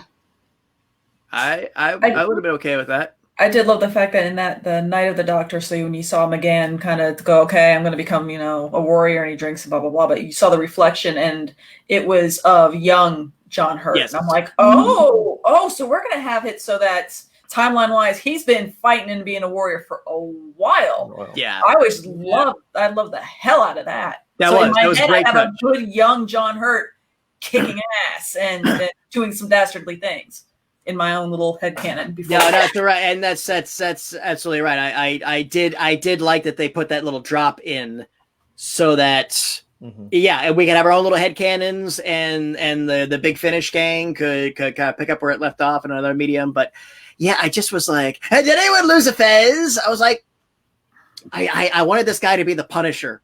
I wanted the War Doctor to be this scary thing. And even when he showed up with the other two, they were like, what's he doing here? I mean, they were both like scared crapless of him. And I'm like, it would be amazing if he was old Frank Castle. Yeah. I was waiting for this when they were captured by the Knights. I waited and was like, I have no time for this nonsense, and just pulling out his Sonic and making everybody's ears bleed and just looking all pissy and stuff. Yeah. I was waiting for that. It didn't happen. That's on me. That's on me. I'm not saying it's bad. I will never say it's bad, but I just feel like I wish I could have been there in the writer room. I wish I could have done it too. I wish. I can't have everything. Having a little bit more war to that Doctor than not just, yes, he's the grizzled old hero that came back, with victory. He didn't. So why is he written like that? So no, I kind of. Yeah, that's what it is. We were led so much into one direction, and he acted like a doctor. Well, here's my thing. I think because you see the last impression of him in Night of the Doctor, you see him in the younger self. Now you got to imagine he spent his whole life fighting this war. That I think the evolution would be that he would get back to his roots, because when 9 comes over, that was a question of things that I've always asked. Why did 9 pick up the moniker of the Doctor when he doesn't even remember what was going on? So why did he get the name back? And I think War finally just came full evolution. He was probably the warrior that the 8th Doctor wanted to be, to fight the Time War, to get things done. But I don't think you ever lose the Doctor. And even when his 2 other incarnations are about to push the button, they're all telling him, listen, you're the Doctor. You were the one who had to make a decision. None of us would have made that decision. None of us would have put that button. But you made the decision, and that's still a Doctor thing. But that's my case to it. I think he just got old and tired by that time. But if you notice, when he was just walking around, he was shooting at the wall. It was like no more. It was like he didn't need to be manic or mean. He just simply would walk in, push a button, blow things up, and move on. Yeah. I think he just got war torn. He just like, that's to me. Valid. And that's and again, everybody. And that's the nice thing about it. Everybody is kind of free to have their own headcanon about it. And I'm a firm believer in headcanon. I'm a firm believer in leaving gaps in things and just letting it go. That's why I think the Doctor's origin is just best left alone. Mm-hmm. I never want to know. Because if I know, then I'll know. And I don't want to know. I'd rather play make believe that. I would rather have the little bits. I'd rather have future writers give them the wiggle room to say the Doctor, well, I spent 6 years, it's like slinging drinks in New Orleans. Right. When I say 6 years, I meant I would go back every Mardi Gras and work that month, and just little things like that. Pertwee's year. Pertwee talks about when I was a boy, I would sneak out to a mountain and there was an old hermit there that was like his sort of guru and stuff. Mm-hmm. And he pointed at some rock, and then I realized that rock was covered in beautiful colored moss and all this other stuff too. And I just feel like, yeah. And again, I've always believed as well too. Every time they go back to Gallifrey, I feel like it loses equity. They've gone, the Gallifrey and the Time Lords have gone from being these austere space gods, which I always refer to them as, and now they're just people just like us, just with big collars and they have time travel technology, and that's kind of it. They're fancy lads. Yeah. And I think that was what we were talking about, which was the argument of, I won't go into it too much, but what it was about Doctor Who is that he is, and I think Andrew Cartmel said it best. It was like he walks in like the Lone Ranger, he does his thing, he leaves, and people ask, who was that masked man? Yeah. And that is the extent of it. Maybe we get to see little taps and tabs, but like what they did with Silver Nemesis. It was like we knew about Nemesis. And it was a weapon he kind of devised, and we know there's a lot more to him. That's it. Yeah. We just play with the story.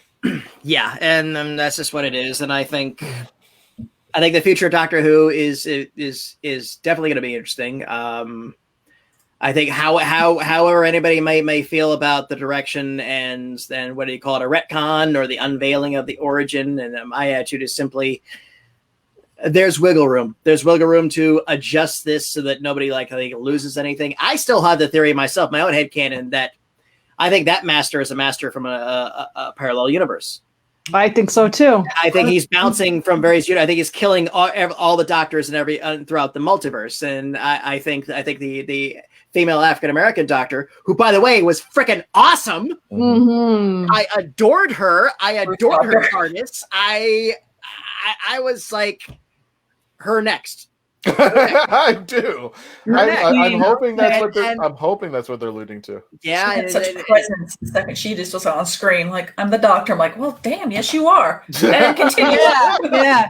And what I found was really interesting is that she took a lot of her doctor. She was inspired by Capaldi, which I found very interesting because that's my doctor in the new Who, and the classic is number 5. So it's the number 5 and 12 has such differences when it comes to being the doctor.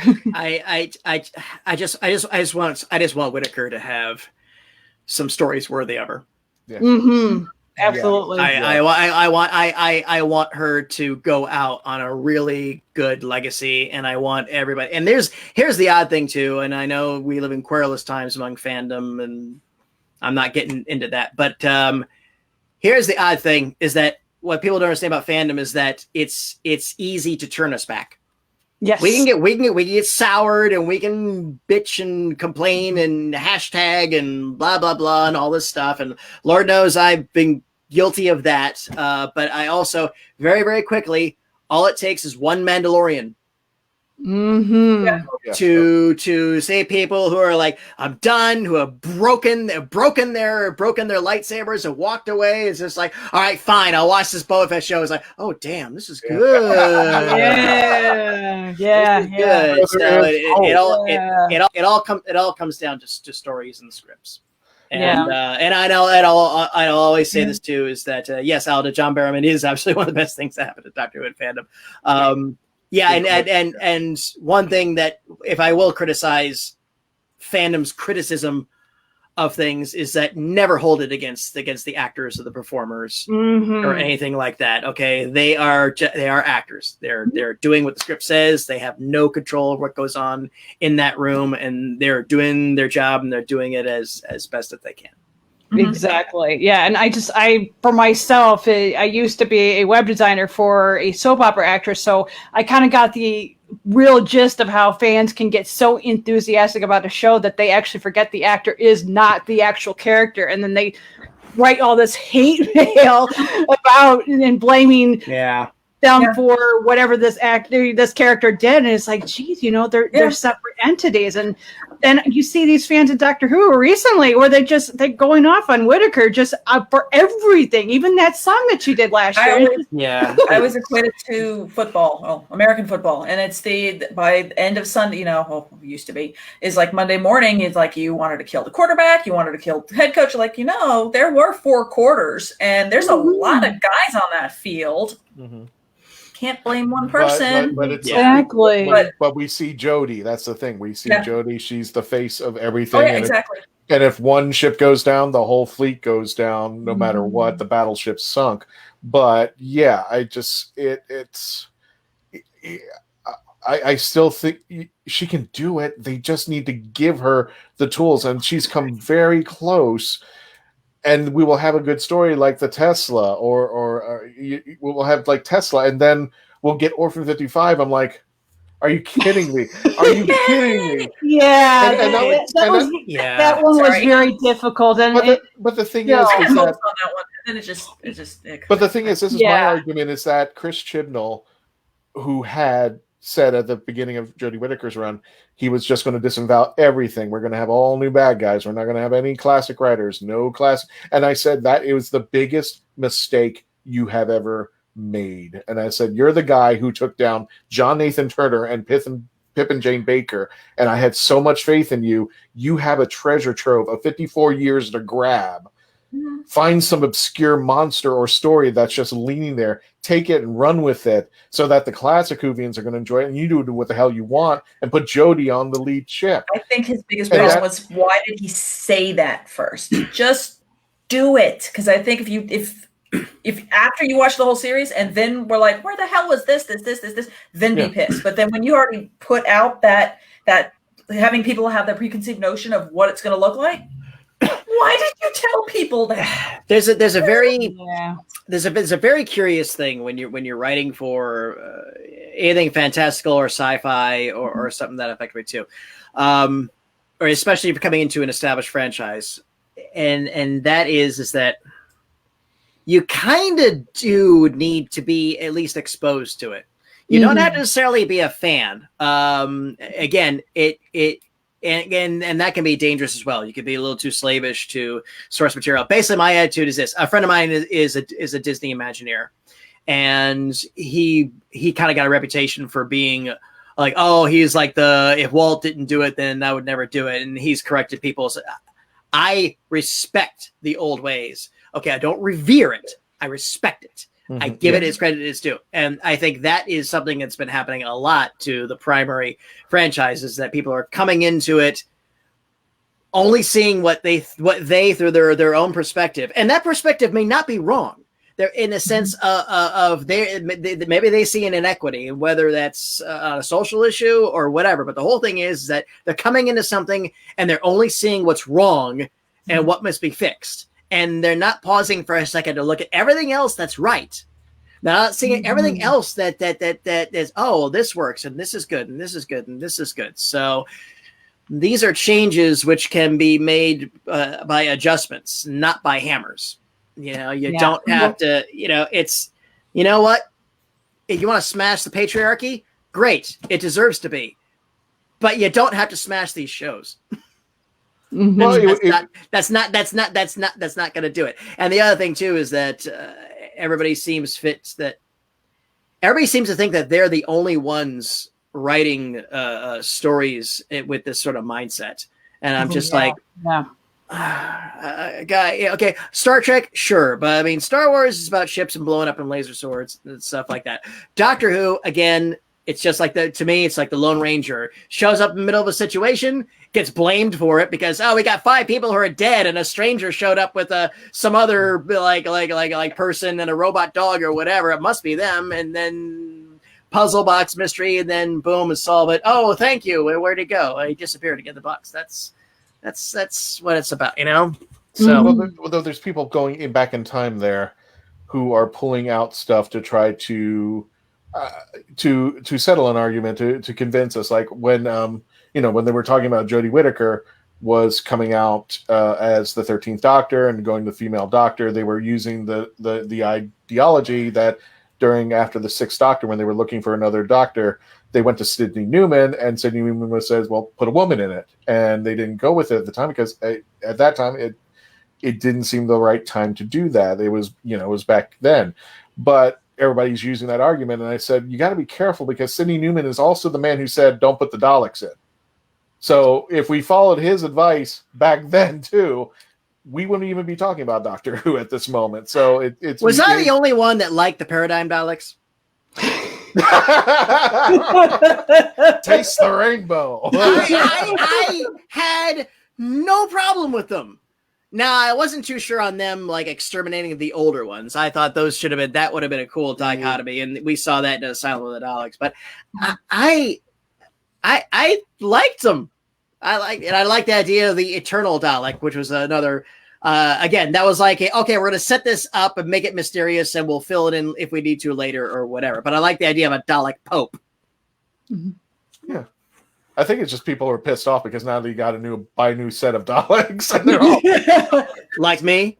Yeah, exactly. It's just I don't care. I will always have every doctor, and I'll always get. I don't have that Dalek yet. Yeah. I mean, that was a running joke. I think somebody said when I was on a podcast there, so like, now I got to buy all these doctors. I got to buy the 10 kids now, and all this. And just like, I don't have enough to buy the current stuff, and just like, now you want me to get all. Well, if they make figures of them, I'll buy them. If they make figures of them, and that's for the licensors to determine. Are people gonna buy these? But that's the other. But that's guy in Orlando will. But that's the other argument, is that it's still open that this could all be a lie. But the way that BBC was advertising, showing behind the scenes and all that, I was just like, I've always said now the Valiard and the Morbius doctors were always these unexploded continuity bombs. Yes. That's what I refer to them as. And I was just always like, it was Morbius. It was Morbius. Morbius, in all of his lives, he enjoyed theater, and he did theatricals. And that's smoked a pipe too, or something like that. That's my headcanon, and we're gonna leave it at that. And, but actually, I think there's actually a Big Finish audio that actually backs it up. That actually said those are Morbius doctors. I still got to find it, but they said there is one Big Finish audio with Morbius that backs up that those are supposed to be the Morbius regenerators. Well, again, and all credit to Nick and all that stuff too. It's always that same extended canon, extended universe. I mean, I would love for a lot, and we knew a guy who listened to all of them, read all the books and everything else. So we would often say like actually in the novel 147 they changed that. And I was just dude, God, it doesn't. It's extended canon. It's not core canon. And he would just come in and just like, you would say something and go like, well, that's not really what happened. I'm just like, where did that come from? It was not Virgin book in page 29, and he wasn't wrong. It was there, and again, by everyone's definition of canon and head canon, whatever it was too.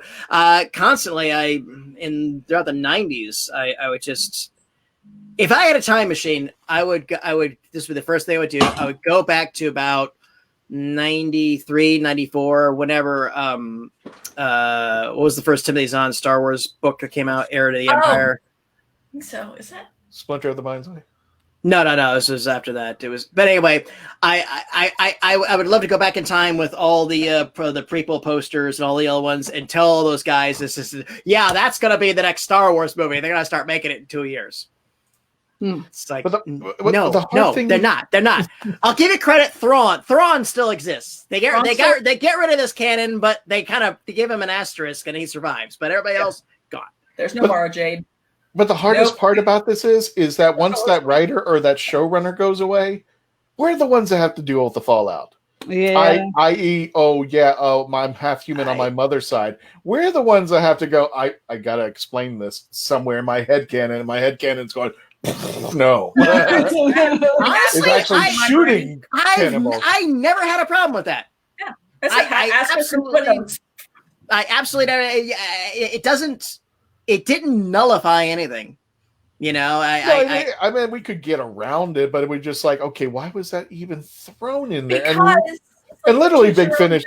Book. I grew up on Choose Your Own Adventure books, so we're good. It's like, okay, well, my thumb's over here, and okay, what are we learning now? Okay. That's nowhere near as bad as the Doctor kissing an icky girl. Yeah. That's when I knew it was all over. That, and where the frickin' frack of the dead leaves coming from in the TARDIS? Can you believe dead vegetation? Can you believe they actually explained the bats in Big Finish? I actually listened, and they made sense all of a sudden. It was like, yeah. It's actually a really good story called Relative Dimensions. And they brought back Susan. and they explain the bats in there, and I was like, really? But yeah, sometimes those errors, those little things, those little quirks become something else. Sure. You know, half human on your mother's side. That somewhere I was told in Virgin novel somewhere that's explained, or it's just the Doctor being the Doctor. The Doctor lies. So rule number 1. So how do you get around it, or was he just goofy? Why the Doctor lie? Yes. Next season, why? We'll explain why the Doctor lied. Exactly there. Yeah. But folks, big fin. Okay, Mary Barker, which I've been skipping. I'm sorry. Big Finish with Morbius, Sisters of the Flame and the Vengeance of Morbius. Actually explained that. Yeah, the other Doctor, those characters were the Morbius Doctor. Right on. But we got to keep going. Let me for the folks who are still here, and thank you for joining us again, Patty. Let's go ahead and talk a little bit about, just to reiterate, what's going on tomorrow. I appreciate you staying with us all this time. Sure. Hold on, so I'm gonna turn my fan on. Yeah, that's fine. And let me just remind everybody, tomorrow, August the 23rd, if you're watching us live, Billie Piper, Jenna Coleman, and Catherine Tate will be live themselves at GalaxyCon.com. Check out Galaxy.com. I've also put a link in the chat feed there. Free. Watching that live stream is free. Make It's sure free, you watch it. yeah. But you got to sign up. You have to sign up to do the live feed, or else you just can't walk in there. So make sure you sign up. Yeah. Make sure you log on in. It is free. You just gotta, don't have to put in a credit card or not nonsense. You just correct. I'm pretty sure. Yeah. But all you have to do is register on it too, and that way we can immediately add you to our mailing list and just send you the stuff that's coming out. About a month and a half ago, I said I got to host one of these with Billy and Jenna, and that was with Alex was the third one. So that was a blast. And so this time, we've got Catherine Tate, and this will be interesting because if anybody knows this, Catherine Tate doesn't really do a Q&A. Yes, I know. She comes out and she does a show. Yes. She comes on out. She talks to everybody as we do, and I don't think she'll mind me saying this. It's just because she doesn't want to disappoint the fans, and when she gets hit with like heavy, deep Doctor Who questions, she doesn't really have what she feels is a good answer. She doesn't want to lay anybody down. So that's why she just came up with this thing of, I'm just going to go on out and do my thing. Hey, where are you from? And talk and do crowd work. And it's wonderful. I got to host her last year. She was a guest surprise for my David Tennant panel. So that was great. I got to host them. And then they jumped to the audience. We're running late, so I dismissed it. And they called me out, sort of. They're like, "Where are they all going?" It's like, "I'm sorry, we're all the time." No, you bring them all back. We're gonna answer every single one of their questions. And I was like, I don't know if he's baiting me or whatever, but okay. And I said, "All right, fine, you come down here and do it." And so he did. He jumped into the audience and he did like it was like, "What's your question? Tell us about your podcast." "No, what's your question?" And then Catherine jumped in, and then for about 10 minutes it was just that. And the nice thing is that the audience didn't go crazy. It wasn't like a crazy mob scene or whatever. And the really nice thing too is that I was on the peripheral, I wasn't like holding people back, was just watching stuff. And there's this one sweet girl. She was really trying to get David's attention. She said, "Mr. Tennant, Mr. Tennant," and she was timid, and just couldn't do it. I started doing all this. I was like, hey, do you want to ask him questions? She's like, "Yeah, well, I wanted to ask this way too." It's just like I just don't know. I was like, "Do you want me to ask it for you?" And then she's like, "I'll tell you what." And then David, by her saying, "All right, we gotta go now. We got time for one more question." I was like, "David, yes, over here, yes, this young lady." So, and she had this, and there's a famous scene where she like took off her wig and she was like, "Okay, ginger power," and she asked it, and it was just such a nice point to end on. It just really, really was. So I could finally say, and I teased her Catherine backstage. I was just like, okay, I can finally say I actually hosted you and not introduced you. She's like, "Oh my God, you're right." So I'll be able to do it again tomorrow. Granted, won't be able to talk, too much as it is too, because my questions that I ask at the beginning are always defined by, okay, was everybody in the panel involved? like a few weeks ago, I had a Star Trek one where I had Jonathan Frakes, Denise Crosby, and John Delancey. So I had Riker, I had Tasha Yar, and I had Q. So I bookended it. Okay, let's all talk about the very, very, very first episode, Encounter at Farpoint, because you were all there. And now let's talk about all good things, the very last episode, because you were all there. You know, and as opposed to that. And then Frakes was like, we're going to talk about this episode and how bad it was. So I'm like, but Mr. Delancey wasn't on it. Okay, fine. It's just like, we'll go down any rabbit hole you want, sir. That's fine. It's fine. Is it going to be available for rewatch? Ooh, whoops, my name's on. I don't know. Some of our panels do get dropped on YouTube a week later. I want to say this might not be. I want to say a certain. It all depends on the contracts of the guests. So I think you might want to catch this live. I'm pretty sure of that. Don't quote me on it, but there is a chance they might come back because you. Sometimes I was like, okay, well, that will be the last time. Boom! All of a sudden they're back. I'm like, okay. So yeah. Well, not for nothing. GalaxyCon, like I said, we're doing this. We're not stopping. This isn't. And because I work for other conventions and stuff like that, a lot of them are kind of dabbling in this. But the idea is that it's kind of like, okay, we'll do this kind of a stopgap, keep the pilot light on. And again, the leadership of GalaxyCon is like, no, this is the business now. This is what we're doing. We are doing these and we're going into deeper fandoms. And that's the nice thing about it too, is that we can get really big groups from one show that we may not necessarily be able to do at a live shows. Okay, last week, like this morning, I had like 6 people from the cast of Bones. Yep. Now, at an actual convention, we might have been able to bring in 1, maybe 2. And that's kind of it. But we now have the ability to specialize, be in these big groups, and just have this fun, effervescent energy. And there's Doctor Who stuff coming up, and again, I wish I could tell. I will drop this hint. There is more classic Doctor Who stuff waiting for final approval, and I'm pretty sure I could say that. Here's the interesting thing, because Patty and I are friends for the longest time, and we've been talking to each other before this all went down. We were talking like, hey, you want to have lunch? And he's like, what are you up to now? And I'm just like, oh, we're going to do this and this and that. And he goes, what are you doing? I'm just like, oh, we're going to do this and this and that. Then our conversations just morphically changed. He goes, oh, well, I'm hosting the entire Star Trek panel. And I got Annette Badland this week, and I got Nick Briggs next week. I'm just like, all of our conversation went into that kind of realm. I was just like, how did this happen?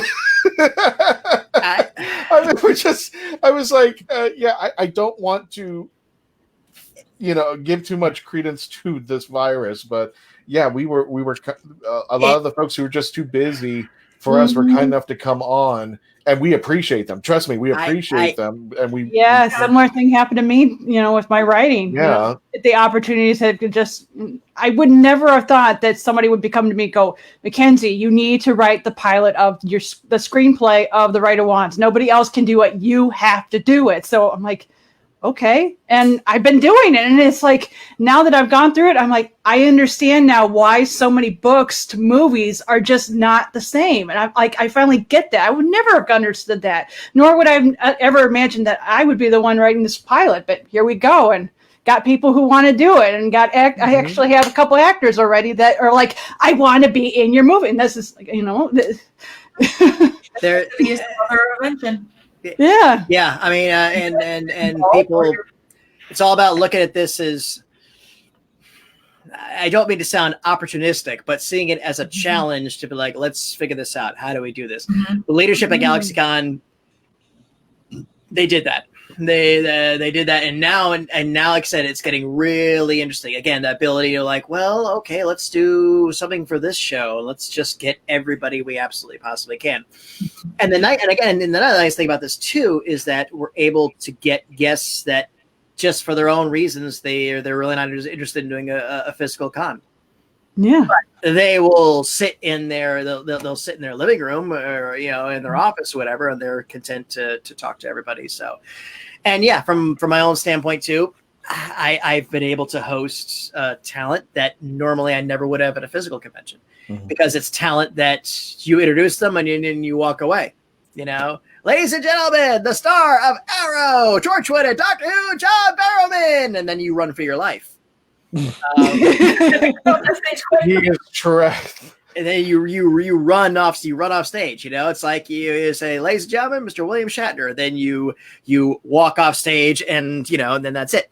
I've actually been able to spend 2 hours on the air with William Shatner, and something I never thought I'd ever dream of doing. You know, and we got along well. I knock on wood for that. You know, so and I'm not saying this. I'm not saying this in any sort of braggart. I'm not saying this to say like this is the greatest thing ever. It's just that I consider myself lucky, and I'm thankful. I'm thankful to GalaxyCon for giving me this opportunity. I'm thankful to everybody who tunes on in. And yeah, it's a year ago, my life was pretty bleak. I had lost my day job of 13 years, and I really wasn't quite sure where to go. And now I'm doing okay. And like I tell everybody, I'm doing okay. If anybody who's doing okay is the new awesome right now. Yes, and that's what I tell everybody. It's just like, look, if everybody is just holding on, we'll get through this. And I think we'll get through this. And I think the best thing about this is, I think this can work in conjunction with the brick and mortars. Once we start getting back in here, and COVID-19 is a memory, and I think you will see an integration where GalaxyCon just never ends. So, okay, we're done with Louisville, or we're done with Raleigh, but here's another part of it that just continues on. Or somebody, you can make an announcement. Hey, I'm going to be going to GalaxyCon, right? I miss Raleigh. That was our biggest show. Yes. Raleigh. We need to come a little bit more my direction, a little bit more coming towards Michigan. We had two cons, and we lost one, partially due to really bad advertisement on this particular con. But the turnout was good the first year. I can't speak for the leadership of GalaxyCon, but I do know that they're always growing. The plan was not to remain static. Like I said, the shows this year were Richmond, and then would have been Raleigh, and then Louisville had been canceled, but there were ancillary plans for something in that sort of vicinity. But obviously, that's not going to happen. And Minneapolis is, I believe I think technically Minneapolis is still on the books, but I don't think it's been formally tied its way to. But yeah, for the most part, it's going to go. But the thing is, though, is that, when things do get up, there may be future opportunities for an organization like this to be all like, well, they had a small show here, but that owner there gave up the ghost and said, I'm out or whatever. So it's going to be a brave new world, and and it, again, could be some interesting possibilities coming up. Maybe not next year, maybe 2022. Yeah. Well, I hope you do make it my way, because I'll go to one of your shows. That's for sure. If it's and big and small, whatever. Like I said, I one thing I greatly admire about Mike Broder, the owner, is that he dreams big. He is an entrepreneur. He is an entrepreneur, and he's an entrepreneur, and Sandy is a believer in humanity. So with the two of them, they really are a fantastic yin and yang power team, and they've really taken this brand up to new places. And I'm not saying this in an ass kissy sort of way. It's just the truth. I know that. I think innovation. The testament that GalaxyCon that I only see out there, all I see is GalaxyCon. There's nobody else. That's a testament to Mike and Sandy for pushing this out there and making it the thing. And they got the perfect guy captaining the boat out there. And I got to make one thing, because somebody had mentioned it. Happy birthday to me. Yes, August 20th. I share with a bunch of other people. I call it the survival birthdays. Sylvester McCoy, Sophie Aldred, the late great Anthony Ainley, and Mr. Barnaby Edwards, who plays the Dalek operator and does a lot of, I believe, the writing and directing of the Big Finish audios. But yeah, I share their birthday, August 20th. I'm a Leo. Wait, And all of Jonathan- them? All yeah, of them? all of them. all of them, five. and Jonathan Frakes. And Jonathan Frakes, yeah. And there's, all Sophie and Sylvester had the same birthday? they have the same birthday, and Anthony Ainley. That's why I call it the survival birthday. All three of them. I had Trust no me, I idea. researched. I looked. Oh, no. That just seems like something in some trivia contest I would have gotten wrong on in like the 90s or something. This doctor and companion share the same birthday. Everybody in survival, with the exception of Lisa Bowerman, has got the same birthday going on out there. Wow. Thanks, Alita. So, everybody, thank you so much. We've gone on for 2 hours, but this has been a wonderful chat, Patty. And I want to thank Mike Broder and all the wonderful team at GalaxyCon. If anything, please go to GalaxyCon.com. Tell them the Legend of the Traveling TARDIS sent you. Check out Patty on all the hosting responsibilities he's got out there. I'm sure he's having a great time. And we have the GalaxyCon live programming, which is something to be everything that's announced up there. Also on Monday nights, there is Rock Around the Ring, which is hosted by Heather, and that usually has some really fun guests. That's like a show. That's just a really fun show. They have wrestling guests on, musical guests. I think this week they've got Dana Snyder, the voice of Master Shake, and Jim Hutchinson, who is a brilliant author. They do some podcasting as well. And then on Tuesday nights, Mike Broder and I do GalaxyCon Talks Comics, where we sit down with an actual comic book talent, or writer, artist of some kind, or maybe somebody in the vein of it. Last 2 weeks ago, we had on Kirk Thatcher, who was very... Actually, Kirk Thatcher's an interesting fellow. He's the only man in history who's worked for Star Wars, Star Trek, and the Muppets. Wow. Oh, wow. So he's just got that debonair thing. So Mike joked around, if you had worked on the original Planet of the Apes, I'd have to marry you. So we got a Mike Perkins, a British artist actually, and we'll talk about 2000 AD to any Anglophiles out there, which is where all British comic book talent gets their start. It's the weekly anthology comic that just goes back forever. So like I said, and they were talking about expanding the programming, talking about doing some other things, and if that comes to fruition, I'll absolutely keep everyone know. But yeah, please subscribe and everything else. And again, tomorrow, I hope to see one of your screen names. Hope to read off your question to my three guests tomorrow. And if not tomorrow, then hope you come back in a few weeks for John Barrowman, which is going to be... Yay. Now, I really want to say this too. Again, if you've seen John Barrowman at convention, you know he doesn't do a Q&A. Yeah. He does a show. Catherine Tate comes out, does a meet and greet, and does like sort of a cabaret thing. He comes out and he sings and he dances, and this is an opportunity to legitimately post questions and for him to give answers. Yeah. So this is an incredibly rare opportunity. Very rare. So absolutely. So come on, be your best. And if that doesn't work, well, then there's always something around the corner. Like I said, anime, comics, sci-fi, the whole works, and we're just going up and over. And yeah, absolutely stay tuned. Like I said, I would love to tell you all, but we're gonna there's more cool classic Doctor Who stuff coming. Do you understand this discussion that we have? I will go, I have so-and-so from Doctor Who, and he goes, well, I've got 3 people from Doctor Who. Like, shut up. I wasn't trying to put the screws to you. I know you're not comparing, but just like, I just like sitting here going like, well, I've got this going on. Well, it's funny that you both are saying that, because I actually had a friend who asked me a question. He was like, well, why do you do this show? How does it help your brand? And I'm like, I said, I didn't really answer the question. And I'm like, it's really the key. It's networking, because when you know, like someone like Patty might know somebody else. And it's just this, once you're part of that Doctor Who family, it's that way. No. I just love it. And I would go like, yeah, we're hosting this. And he goes, well, I've got William Shatner. I'm like, go ahead. I never said that. No. I know you're not comparing. As William Shatner. Then that's what it is too. So that's what it is. And I'm just I love you, man. You know that. I love you forever. But